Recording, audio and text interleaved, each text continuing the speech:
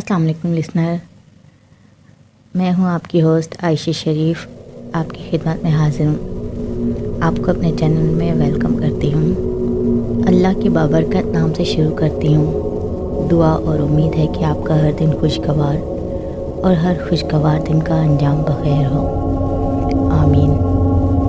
तो लिसनर, आपकी खिदमत में पहला वाक़या पेश करती हूं, जो कि कुछ इस तरह से है। ये वाक़या मेरी एक लिसनर ने सुनाया था। वो कहती थी कि इसके वालिद साहब का भैंसों का बाड़ा था। उनका मामूल था कि वो आधी रात के तकरीबन 3 बजे के बाद बाड़े जाने के लिए घर से निकल जाते थे। बाड़े जाने वाले रास्ते में दोनों तरफ पहाड़ थे, जिनको काट कर रास्ता बनाया हुआ था। वहाँ एक रेल की पटड़ी थी, जो कि अंग्रेज़ों के दौर में बनाई गई थी। उस ज़माने में पटड़ी पर ट्रेन गुज़रती थी, लेकिन फिर वक्त के साथ साथ ट्रेन ने वहाँ से गुज़रना छोड़ दिया। इस तरह वो रास्ता हर वक्त सुनसान रहने लगा। उसका कहना है कि उसके वालिद साहब बताते हैं कि आधी रात को जब वो ट्रेन की पटरी के पास से गुज़रते थे तो उन्हें एक औरत दिखाई देती, जो कि पटरी के दोनों तरफ चक्कर लगाती रहती थी। इस औरत ने सर पर टोपी, मतलब कि अंग्रेज़ों की कैप जो होती है वो रखी होती थी, स्कर्ट पहनी होती थी। इसके एक हाथ में बाल्टी और दूसरे में जलती हुई सिगरेट होती थी।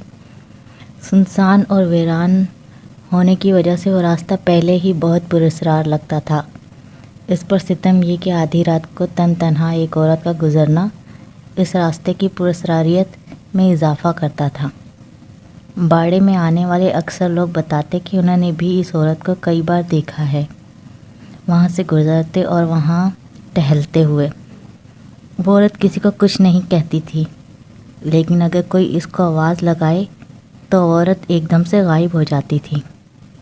आज तक ये राज कोई समझ ना पाया कि वो औरत कौन थी, कहाँ से आती थी और आवाज़ लगाने पर कहाँ गायब हो जाती थी। वो कहती हैं कि हमें इसी तरह से चलते हुए रास्ते में अगर कोई पुरस्कार या अनजान इंसान नज़र आ जाए जो हमसे बात ना करना चाहे और चुपचाप गुज़रे, तो उसे हमें दोबारा से मुखातिब नहीं करना चाहिए, क्योंकि हम नहीं जानते कि इस पुरस्कार मखलूक को हमारी कौन सी बात बुरी लग जाए। जैसा कि लिसन, हम लोगों का इस दुनिया में वजूद है, हमारी दुनिया है, हम इसमें बसते हैं, हमारे घर हैं, और इसी तरह से इनका भी वजूद है, ये भी बसते हैं, इनके भी घर आने हैं, वह इनके भी ख़ानदान आबाद हैं।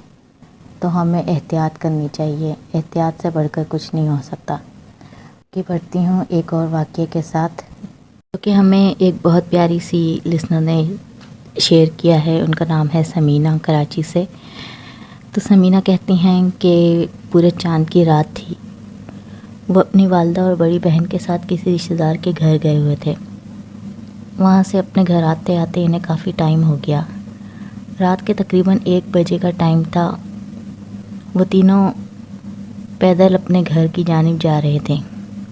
इनके घर के रास्ते में एक पहाड़ी आती थी। अचानक उनकी वालदा की नज़र पहाड़ी की तरफ उठी। उन्होंने देखा कि पहाड़ी पर एक औरत बैठी हुई थी। उसके बाल तकरीबन 6 फुट लंबे, जो कि हवा की वजह से उड़ रहे थे। वो औरत आहिस्ता आहिस्ता पहाड़ी से ज़मीन की जानिब बढ़ रही थी। इसके साथ ही जैसे जैसे वो औरत ज़मीन की तरफ आती जा रही थी, इसके बाल हवा में बुलंद होते जा रहे थे।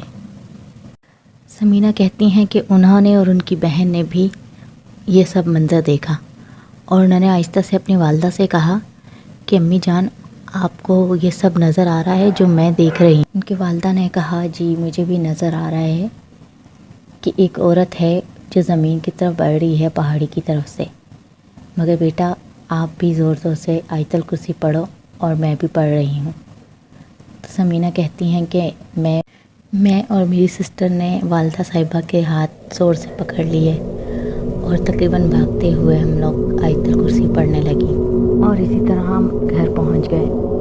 समीना कहती हैं कि आयतल कुर्सी के विर्द ने हमारी जान बचा ली, वरना वहाँ के लोग तो हमेशा यही कहते हैं कि ये चुड़ैल है और चुड़ैल दिलों को खा जाती है। जी लिसनर, اسی لیے ہمارے بڑے ہمیں کہتے ہیں کہ باوضو رہنا چاہیے، پاک صاف رہنا چاہیے، آیت الکرسی اور دیگر دعاؤں کا ورد اپنی زبان پہ جاری رکھنا چاہیے، زیادہ سے زیادہ درود شریف پڑھنا چاہیے۔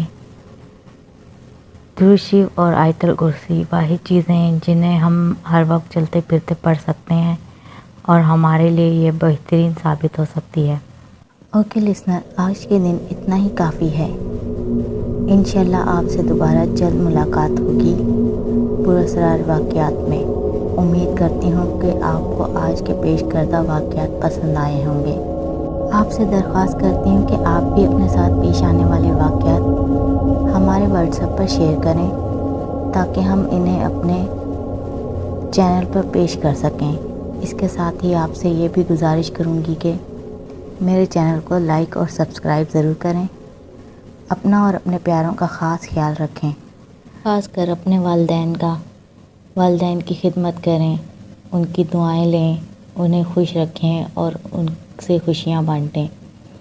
یہی ہماری دنیا ہے اور یہی ہماری آخرت انہی سے سنور جائے گی۔ اور لسنر جن کے والدین حیات ہیں، اللہ تعالیٰ انہیں صحت اور تندرستی عطا فرمائے اور لمبی زندگی عطا فرمائے، میری امی کو بھی۔ اور لسنر میرے والد مرحوم کے لیے خاص کر دعا کیجیے گا۔ جن لوگوں کے والدین حیات نہیں ہیں، مرحوم ہیں، اللہ تعالیٰ انہیں جنت الفردوس میں اعلیٰ مقام عطا فرمائے، آمین ثم آمین۔ اسی کے ساتھ لسنر مجھے اجازت دیجیے، آپ کی دعاؤں کی طلبگار عائشہ شریف۔ اللہ حافظ، اللہ نگہبان۔